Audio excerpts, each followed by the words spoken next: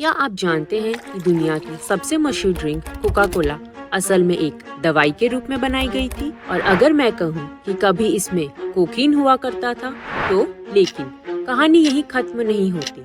Coca Cola एक गलती की वजह से लगभग बर्बाद हो गई थी, लेकिन फिर उसने वही गलती दुनिया की सबसे बड़ी मार्केटिंग जीत में बदल दी। लेकिन कैसे? साल था 1886। अमेरिका में सिविल वॉर खत्म हो चुकी थी और कई सैनिक इस युद्ध में बुरी तरह घायल हो चुके थे। उन्हीं में से एक थे डॉक्टर जॉन पेम्बरटन। पेम्बरटन एक फार्मासिस्ट थे जो दर्द से राहत के लिए एक नया टॉनिक बना रहे थे। उन्होंने कोको लीफ जिसमें कोकीन होता था और कोला नट्स जिसमें कैफीन, उनको मिलाकर एक सिरप तैयार किया। इसे उन्होंने नाम दिया पेम्बरटन की वाइन कोका। यह एक अल्कोहलिक ड्रिंक थी जिसे लोग दर्द से राहत पाने के लिए पीते थे। लेकिन तभी अमेरिका में शराब पर बैन लग गया। अब पेम्बरटन के पास कोई ऑप्शन नहीं बचा। उन्होंने शराब हटाकर उसमें कार्बोनेटेड पानी और शुगर मिला दी। लेकिन अब सवाल था, इसका नाम क्या रखें? पेम्बरटन के अकाउंटेंट फ्रैंक रॉबिन्सन ने इसे नाम दिया कोका कोला। उन्होंने यह नाम कोका लीफ और कोला नट से लिया। लेकिन क्या पेम्बरटन को इस सफलता का फायदा मिला? बिल्कुल नहीं। पेम्बरटन को अंदाजा भी नहीं था कि उन्होंने क्या बना ली। वो कर्ज में डूबे हुए थे और अपनी लाइफ सेविंग्स कोका कोला के शेयर बेचने में लगा रहे थे। 1888 में सिर्फ $2300 में उन्होंने कंपनी बेच दी और कुछ ही समय बाद गरीबी में उनकी मौत हो गई।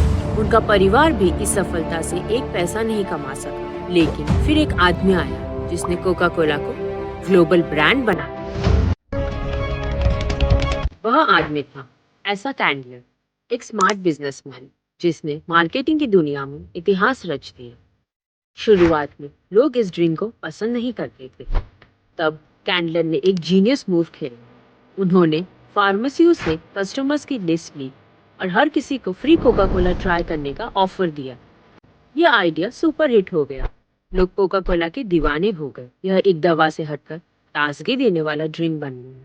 लेकिन असली गेम चेंजर तब आया जब कोका कोला ने अपने ब्रांड को इमोशन से जोड़ दिया। उन्होंने सांता क्लॉज को रेड एंड व्हाइट कपड़ों में दिखाया और क्रिसमस को अपना ब्रांड से जोड़ दिया। लेकिन हर सक्सेस स्टोरी में एक बड़ा झटका भी आता और कोका कोला का सबसे बड़ा झटका था 1985 का न्यू कोक डिजास्टर। 1970s में पेप्सी ने एक चाल चली, पेप्सी चैलेंज। उन्होंने लोगों को बिना ब्रांड नेम बताए 2 कोला पीने को दिए और ज्यादातर लोगों ने पेप्सी को पसंद किया।